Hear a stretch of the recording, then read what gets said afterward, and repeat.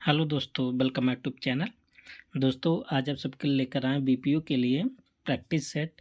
आज आप सब देखेंगे प्राचीन काल के पंचायतें आप सब देख रहे हैं, जैसे गुप्त काल, वैदिक काल, मुगल काल और आधुनिक काल। मतलब जितने भी प्राचीन काल से पंचायतें से संबंधित क्वेश्चन बन रहा था, उस हिसाब से बनाया गया है। तो आज जो क्वेश्चन सेट किया गया है ना, आज लगभग आप सबको याद भी हो जाएगा। इस हिसाब से क्वेश्चन को सेट किया गया है, ठीक है। तो आप सब देख रहे हैं जितने भी क्वेश्चन हैं सब स्टेटमेंट बेस्ड क्वेश्चन है, ठीक है। जो भी आपका बीपीओ का पेपर होगा तो इसी के अंतर्गत होगा। लेवल यही रहेगा पेपर का हमारे समझ से, है ना। क्योंकि अब इससे कठिन तो नहीं करेगा। देखिए, तीन तीन चार चार स्टेटमेंट, चार चार स्टेटमेंट एक एक क्वेश्चन में है। अब इससे बड़ा तो क्वेश्चन हो ही ना सकता, ठीक है। और सबसे पहले आप सब क्या कीजिए, वीडियो को आप सब लाइक और चैनल को सब्सक्राइब ज़रूर कर लें।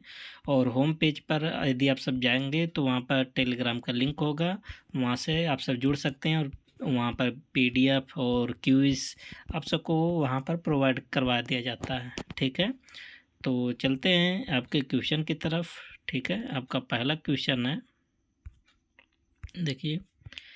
तो कह रहा कि गुप्त काल में ग्राम प्रशासन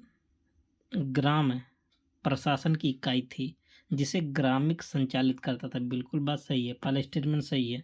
देखिए, गुप्त काल में ना ग्राम एक प्रशासन की इकाई थी, है ना, जिसे ग्रामिक द्वारा संचालित किया जाता था। बात तो सही है। दूसरा क्या है स्टेटमेंट, कह रहा कि वैदिक काल में सभा, समिति, पंचायत के रूप में कार्यरत थी। ये भी बात सही है। वैदिक काल में जो सभा थी और समिति थी, पंचायत के रूप में कार्य करते थे ना। और सभा का वर्णन कितनी बार मिलता है? 8 बार मिलता है ऋग्वेद में। और समिति का वर्णन 9 बार मिलता है, ठीक है। और तीसरा का स्टेटमेंट, तो पहला और दूसरा तो सही है ना। कह रहे कि मुगल काल में मुखिया को न्यायिक अधिकार प्राप्त थे। देखिए, मुगल काल में ना जो पंचायतें थी कमज़ोर हो गई थी, है ना, क्योंकि उतना ज़्यादा अधिकार नहीं दिया गया था। तो मुगल काल में मुखिया को न्यायिक अधिकार प्राप्त नहीं था। तो तीसरा स्टेटमेंट तो गलत हो गया।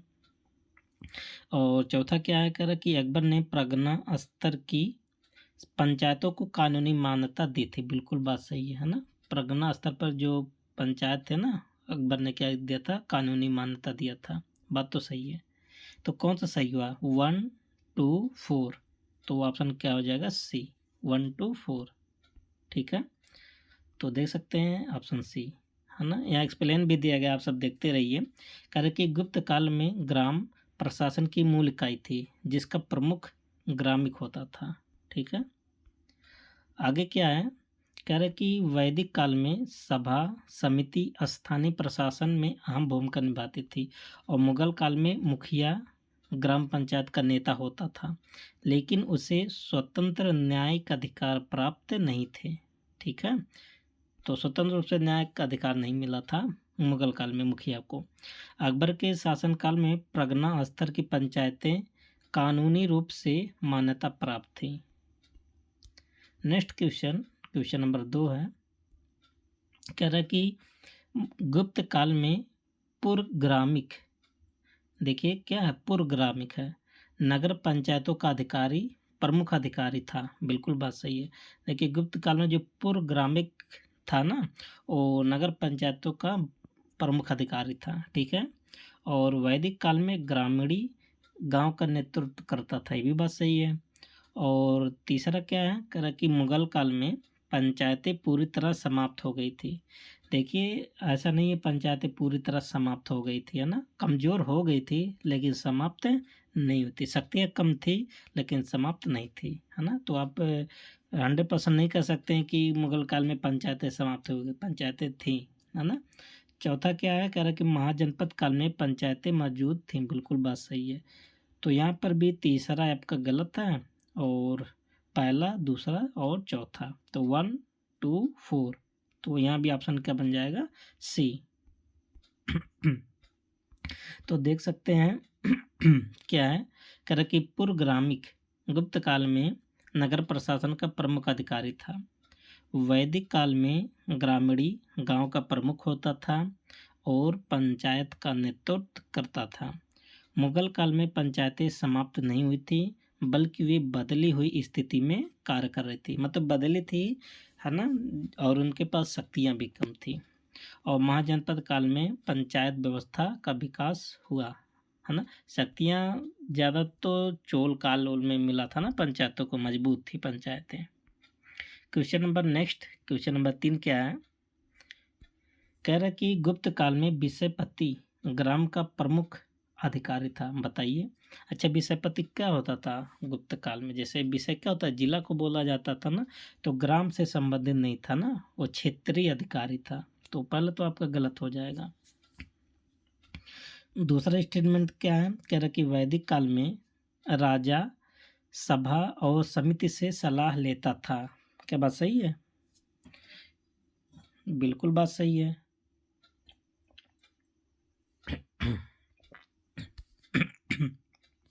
और तीसरा क्या है, कह रहा कि मुगल काल में पंचायतों को राजस्व प्रशासन से दूर रखा गया था। ये भी बात सही है। देखिए, मुगलों के समय में जो पंचायत थे उनको राजस्व उतना नहीं वसूल पाते थे ना, तो राजस्व वसूलने के मामले में तो सब दूर थे।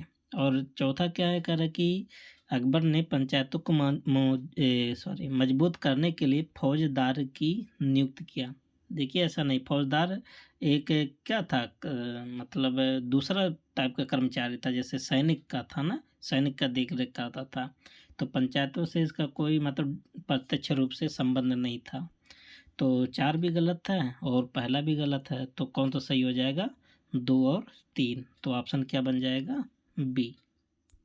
ठीक है, तो यहाँ देख सकते हैं ऑप्शन बी सही है, 2 और 3। तो यहाँ पर आप सब देख सकते हैं कि विषयपति गुप्त काल में क्षेत्रीय प्रशासन का अधिकारी था, ना कि गांव पंचायत का। ठीक है, और वैदिक काल में राजा जो था ना, सभा और समिति से सलाह लेकर शासन करता था, मतलब सलाह दे सकते थे ना, सभा और समिति सलाहकारी संस्था थी।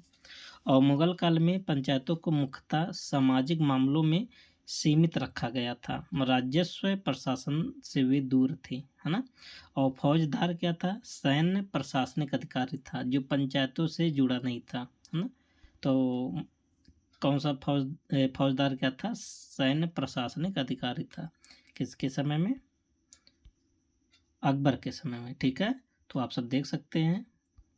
नेक्स्ट क्वेश्चन की अगर बात करें, क्वेश्चन नंबर 4 है, कह रहे कि गुप्त काल में स्थानीय प्रशासन के स्तरों में ग्राम, नगर, जनपद शामिल। बिल्कुल बात सही है ना। गुप्त काल में स्थानीय प्रशासन क्या क्या आते थे? ग्राम, नगर और जनपद।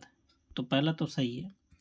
दूसरा क्या है, ऋग वैदिक काल में पंचायतों का उल्लेख नहीं मिलता। ऐसे कैसे कर सकता? नहीं मिलता ना, ऋग वैदिक काल में पंचायतों का उल्लेख मिलता है। तो मुगल काल में मुकद्दम पंचायत का नेतृत्व करता था। बिल्कुल बात सही है, तो तीसरा भी सही है। मुगल काल में जो पंचायत का नेतृत्व करता था उसको क्या बोलते थे? मुकद्दम। 4 क्या है कि अकबर के शासन में पंचायत को न्यायिक अधिकार प्राप्त थे। नहीं, न्यायिक अधिकार प्राप्त नहीं थे, है ना। तो पहला भी सही और दूसरा भी सही है। नहीं, कौन सा सही? पहला सही और तीसरा सही, 1, 3। तो ऑप्शन क्या बन जाएगा? ए। ठीक है, तो 1, 3 सही है। कह रहा कि गुप्त काल में प्रशासनिक इकाइयाँ कौन थी? ग्राम, नगर, जनपद थे। और ऋग वैदिक काल में पंचायतों का उल्लेख मिलता है, विशेष रूप से सभा और समिति के रूप में। मुगल काल में गांव की पंचायत का नेतृत्व मुकद्दम करता था। और अकबर के शासन काल में पंचायतों को प्रशासनिक अधिकार तो था, मतलब अधिकार तो मिले, लेकिन न्यायिक अधिकार नहीं था ना। प्रशासनिक अधिकार था, न्यायिक अधिकार नहीं था। अगला क्वेश्चन क्या है, नेक्स्ट क्वेश्चन कह रहा कि गुप्त काल में ग्राम प्रशासन की इकाई थी। बिल्कुल बात सही है, जिसे ग्रामिक संचालित करता था, है ना। और वैदिक काल में सभा, समिति, पंचायत के रूप में काम करते थे। बिल्कुल बात सही है। और मुगल काल में मुखिया को न्यायिक अधिकार प्राप्त थे। क्या मुखिया को न्यायिक अधिकार प्राप्त था? नहीं। अकबर ने परगना स्तर की पंचायतों को कानूनी मान्यता दी थी। ये भी बात सही है ना। तो ये तो अभी आप ऊपर पढ़े हो। तो तीसरा गलत है, पहला दूसरा और चौथा सही है। 1 2 4, तो 1 2 4 कहाँ है? ऑप्शन सी पर है। ठीक है, 1 2 4। क्या है क्वेश्चन? कह रहा कि गुप्त काल में ग्राम प्रशासन की सबसे छोटी इकाई थी जिसे ग्रामीण द्वारा संचालित करता था, है ना। और वैदिक काल में सभा समिति पंचायत व्यवस्था का हिस्सा था। और मुगल काल में पंचायतें स्थानीय विवाद सुलझाती थी, लेकिन वे मुखिया के पास पूर्ण न्यायिक अधिकार नहीं थे। मतलब जो छोटे मोटे जो विवाद हो जाते थे उसको सुलझा देते थे, है ना, लेकिन पूर्ण रूप से अगर आप बात करें तो न्यायिक अधिकार मुखिया को नहीं था। और अकबर ने परगना स्तर की पंचायतों को प्रशासनिक मान्यता दिया था। आपने ऊपर भी क्वेश्चन में देखा था ना। तो वैसे आज लगभग आप सबको याद भी हो जाएगा, इस हिसाब से क्वेश्चन सेट किया गया है, क्योंकि ये क्वेश्चन आप सबके लिए थोड़ा डिफिकल्ट हो जाता है ना। गुप्त काल में पूर्वग्रामिक नगर पंचायतों का प्रमुख अधिकारी था। बिल्कुल बात सही है ना। तो ये भी आपने ऊपर पढ़ चुके हैं तो सबको याद भी हो गया होगा। और वैदिक काल में ग्रामीणी गांव का नेतृत्व करता था, ये भी बात सही है। और मुगल काल में पंचायतें पूरी तरह समाप्त हो गई थी, ऐसा नहीं कर, ये भी आप ऊपर पढ़े हो ना। तो समाप्त नहीं हो गई थी, कम हो गई थी। और महाजनपद काल में पंचायतें मौजूद थी, ये भी बात सही है। तो कौन कौन सा सही है? 1 2 4, यहाँ भी 1 2 4 सही हो जाएगा। ऑप्शन क्या बन जाएगा? सी। ठीक है। तो देखिए कि गुप्त काल में पूर्व ग्रामीण नगर पंचायतों का प्रमुख अधिकारी था। और वैदिक काल में ग्रामीणी गांव का प्रशासन का नेतृत्व करता था। और मुगल काल में पंचायतें समाप्त नहीं थी, बल्कि वे ग्रामीण प्रशासन का हिस्सा बनी रही। और महाजनपद काल में पंचायतों का अस्तित्व था, समाप्त नहीं था, यह था। अगला क्वेश्चन क्या है? कह रहा कि गुप्त काल में विषयपति ग्राम का प्रमुख अधिकारी था। अब बताइए, अभी आप क्वेश्चन ऊपर पढ़ चुके हैं। तो विषयपति क्षेत्रीय विभागों का अधिकारी था ना, तो ग्राम का नहीं था, तो पहला तो गलत हो जाएगा। और कह रहा कि वैदिक काल में राजा सभा और समिति से सलाह लेता था। बिल्कुल बात सही है ना। और मुगल काल में पंचायतों को राजस्व प्रशासन से दूर रखा गया था, ये भी बात सही है। और अकबर ने पंचायतों को मजबूत करने के लिए फौजदार की नियुक्ति की, ऐसा नहीं है। देखिए, फौजदार का संबंध डायरेक्ट पंचायत से नहीं था, है ना। तो ये भी गलत आपका है। और कौन सा गलत है? तो पहला गलत है।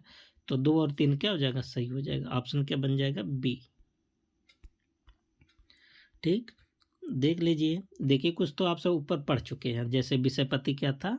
विषयपति गुप्त काल में विषयपति जो ग्राम प्रशासन का अधिकारी नहीं था, है ना, बल्कि कौन था? ग्रामीण था। और वैदिक काल में जो राजा था सभा और समिति से सलाह लेता था। और मुगल काल में पंचायतों को राजस्व प्रशासन से दूर रखा गया। इसका मतलब कि जो पंचायत है ना, उनको राजस्व से संबंधित पावर शक्ति नहीं था। और वो फौजदार सैन्य प्रशासन के लिए था, न कि पंचायतों को मजबूत करने के लिए। देखिए, ऐसे आप सबको क्वेश्चन याद हो जाएगा धीरे धीरे। कह कि गुप्त काल में स्थानीय प्रशासन के स्तरों में ग्राम, नगर और जनपद शामिल थे। बिल्कुल बात सही है। और ऋग्वैदिक काल में पंचायतों का उल्लेख नहीं मिलता है, भी बात गलत है। और मुगल काल में मुकद्दम पंचायत का नेतृत्व करता था। बिल्कुल बात सही है। अकबर के शासनकाल में पंचायतों को न्यायिक अधिकार प्राप्त थे। क्या न्यायिक अधिकार प्राप्त था? नहीं, पूर्ण रूप से न्यायिक अधिकार नहीं प्राप्त था ना। तो कौन कौन सा सही होगा? पहला, दूसरा और तीसरा। 1 2 3। तो कहाँ पर है 1 2 3? 1 चेक कर लेते हैं। गुप्त काल में स्थानीय प्रशासन के स्तरों में ग्राम, नगर और जनपद शामिल थे। तो पहला तो सही है हम ना। तो ऋग्वैदिक काल में पंचायतों का उल्लेख नहीं मिलता, देखिए गलत है ना दूसरा। और तीसरा तो सही है। और चौथा क्या था? चौथा भी गलत है ना। तो देखिए कौन सा सही हुआ? 1 और 3 सही है ना। तो थोड़ा मिस्टेक हो गया था, 1 और 3 आप सबको याद रहा होगा ना। तो माइंड सेट से थोड़ा हट गया था। गुप्त काल में ग्राम, नगर और जनपद प्रशासनिक इकाइयाँ थी। ऋग्वैदिक काल में पंचायतों का उल्लेख मिलता है और मुगल काल में मुकद्दम पंचायत का प्रमुख था और अकबर ने पंचायतों को न्यायिक अधिकार नहीं दिया था, है ना। पूर्ण रूप से न्यायिक अधिकार नहीं था, थोड़ा बहुत था।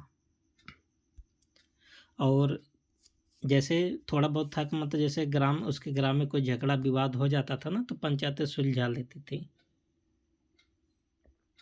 लेकिन किसी को दंड नहीं दे सकती थी ना ज़्यादा। अगला क्वेश्चन क्या है क्वेश्चन में क्या बोला, कह रहा कि गुप्त काल में धर्माधिकारी, अब देखिए यहाँ से नया नया क्वेश्चन आपको मिलेगा ना।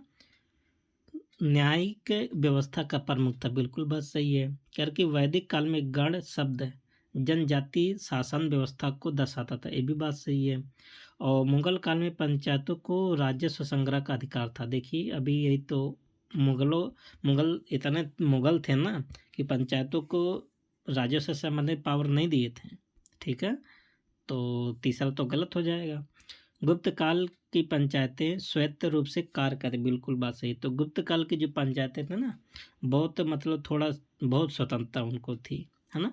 तो पहला भी सही है और दूसरा भी सही है और चौथा, तो तीसरा गलत है। 1 2 4 ऑप्शन क्या बन जाएगा, सी, ठीक है।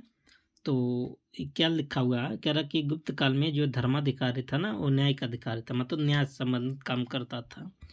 और वैदिक काल में गण एक सामूहिक शासन व्यवस्था थी, है ना, जो जनजाति से संबंधित थी। मुगल काल में पंचायतों को राजस्व संग्रह का अधिकार नहीं था और गुप्त काल में पंचायतें काफी हद तक स्वतंत्र थी, आपका स्वतंत्र पूर्वक काम करती थी ना। गुप्त काल में नगर श्रेणी व्यापारियों की पंचायत थी, बिल्कुल बात सही है। और वैदिक काल में पंचायतों को कर संग्रह का अधिकार था। देखिए वैदिक काल में पंचायतें कर संग्रह नहीं करती थी, राजा करता था, ठीक है। और मुगल काल में पंचायतों का प्रमुख मुकद्दम होता है, तो आपको आ ही रहा है, अभी ऊपर पढ़े हो। और अकबर के समय पंचायती राजस्व प्रशासन का हिस्सा था। तो कह रहा कि अकबर के समय में पंचायती राजस्व प्रशासन, देखिए ऐसा नहीं कर सकते ना, पंचायतें राजस्व प्रशासन का हिस्सा नहीं थे, पंचायतों को राजस्व संबंधित ज़्यादा पावर नहीं दिया गया था ना। तो 4 आपका गलत हो जाएगा और पहला सही है और दूसरा गलत है ना, और तीसरा सही, 1 और 3। तो यहाँ पर क्या हो जाएगा, ए, ठीक है। आप सब यहाँ देख सकते हैं कि नगर श्रेणी व्यापारियों की पंचायत थी। वैदिक काल में पंचायतें कर संग्रह नहीं करती थी ना। और मुगल काल में पंचायतों को जो प्रमुख होता है उसको क्या बोलते हैं, मुकद्दम। ये तो सबको याद हो गया होगा, अब भूलेगा नहीं आपको। और अकबर के समय में पंचायतें प्रशासनिक व्यवस्था का हिस्सा तो थी, लेकिन राजस्व प्रशासन में सीधा हस्तक्षेप नहीं था, ठीक है। और देख लेते हैं कि वैदिक शासन प्रणाली, है ना, वैदिक काल में प्रशासनिक व्यवस्था 3 स्तरों में विभाजित थी, है ना। एक था ग्राम, एक था विस, एक था जन। ग्राम क्या था, ग्राम इसका जो मुखिया था ग्रामीण था, और विस का मुखिया को विस्पति, और जन का जो प्रमुख होता था राजा होता था, ठीक है। और कर का जो संग्रहण का अधिकार किसके पास था, राजा के पास था, राजा। और जो कर था ना, जैसे बलि हो गया, भाग हो गया, और कर के रूप में कर लेता था राजा, ठीक है।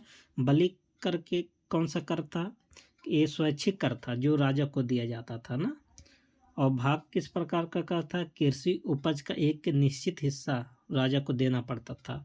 और कर युद्ध या अन्य आवश्यकताओं के लिए लिया जाने वाला कर था, ठीक है। तो आप सब देख सकते हैं राजा कर लगाता था, टैक्स लगाता था।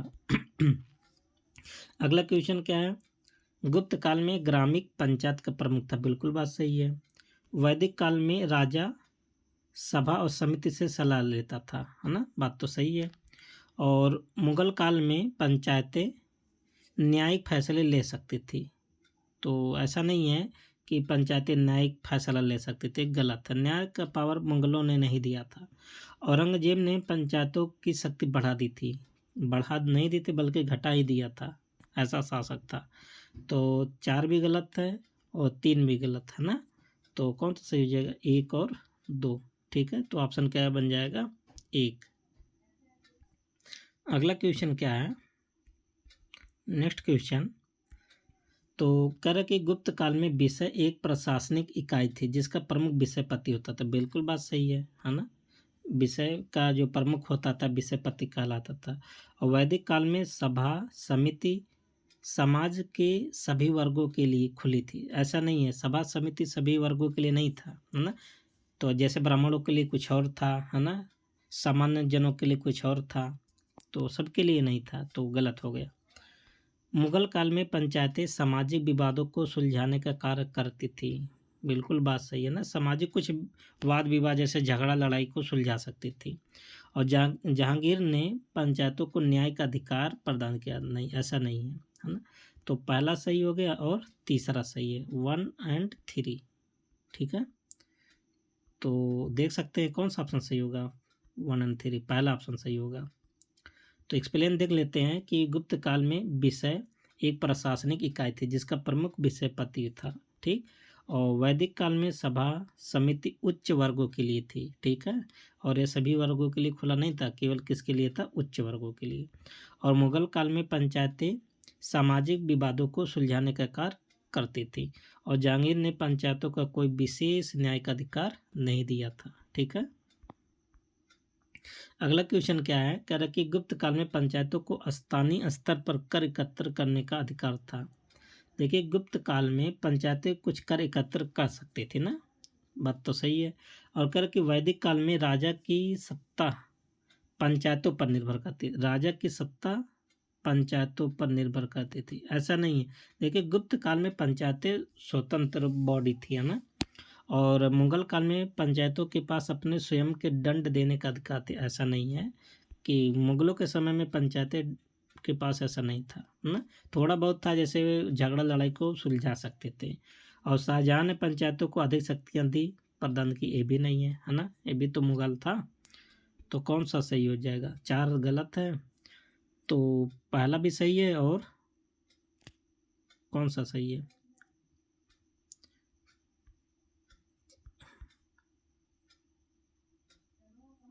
देखिए एक बार फिर से चेक कर लेते हैं।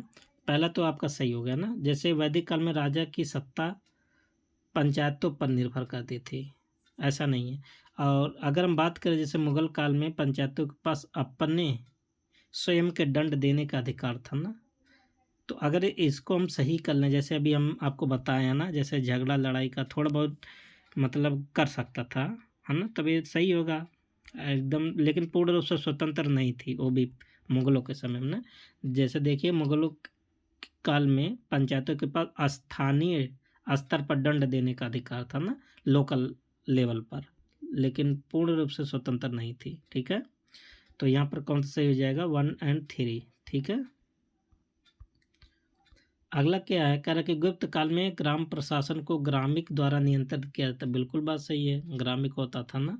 और वैदिक काल में पंचायतें राजा के अधीन काम करती थी। ऐसा नहीं है, वैदिक काल में पंचायतें स्वतंत्र थी, है ना।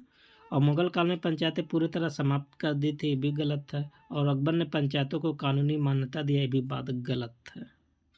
ठीक है, तो कौन सा सही हो जाएगा, तो देखिए गुप्त काल में ग्राम, पहला तो आपका सही है ना।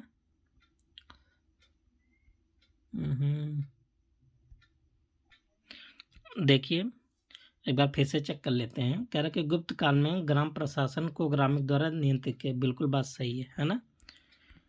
और दूसरा देख लेते हैं, कह रहा है कि वैदिक काल में पंचायतें राजा के अधीन कार्य करती थी, बात सही है। देखिए सबसे बड़ा कौन होता था, राजा ही होता था ना। और सबसे छोटा कौन होता था, ग्राम पंचायतें होती थी। तो राजा के नियंत्रण, जैसे अगर कोई दंड देना है ना, सज़ा देनी है, तो ऐसा नहीं कि खुल के मतलब चाहे जितना दंड दे सकती थी सज़ा दे सकती, ऐसा नहीं था। तो राजा के अधीन था, है ना, ऐसा कह सकते हैं। और मुगल काल में पंचायतें पूरी तरह समाप्त कर दी गई, ये तो गलत हो जाएगा। ठीक है, और अकबर ने पंचायतों को कानूनी मान्यता दी थी, बिल्कुल बात सही है। देखिए अकबर के समय में तो पंचायतें थी, है ना। तो पंचायतें थी, भले उतना मतलब पावरफुल नहीं थी, लेकिन पंचायतें थी मुगलों के समय में। तो यहाँ पर भी सही हो जाएगा 1, 2, 4। ठीक है, तो आप सब यहाँ देख सकते हैं कि गुप्त काल में ग्राम प्रशासन ग्रामीण द्वारा नियंत्रित किया जाता था। और वैदिक काल में पंचायती राजा के अधीन काम करती थी ना। और मुगल काल में पंचायतें समाप्त नहीं होती और अकबर ने पंचायतों को कानूनी मान्यता दिया था। ठीक, अगला क्वेश्चन क्या है, कह रहे कि गुप्त काल में नगर श्रेणी व्यापारियों की पंचायत संस्था थी, बिल्कुल बात सही है। और वैदिक काल में पंचायतों को न्यायिक अधिकार प्राप्त थे, ये भी बात सही है, न्याय भी करते थे ना वैदिक काल में। और मुगल काल में पंचायतें कर एकत्र, देखिए कर के रूप में मुगलों ने पावर नहीं दिया था पंचायतों को, ठीक है।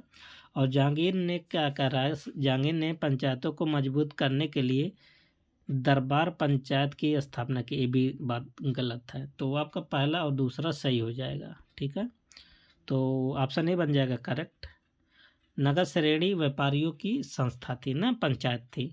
और वैदिक काल में पंचायतों को कुछ न्यायिक अधिकार प्राप्त थे, ठीक है। और मुगल काल में पंचायतें कर एकत्र नहीं कर सकती थी और जहांगीर ने दरबार पंचायत जैसी कोई व्यवस्था नहीं बनाई थी। और अगला क्वेश्चन है, लास्ट क्वेश्चन भी होगा, कह रहा कि गुप्त काल में पंचायतें प्रशासनिक और न्यायिक कार्यों में स्वतंत्र थी, बिल्कुल बात सही है। और वैदिक काल में ग्रामीण सेना का नेतृत्व करता था, ये भी बात सही है।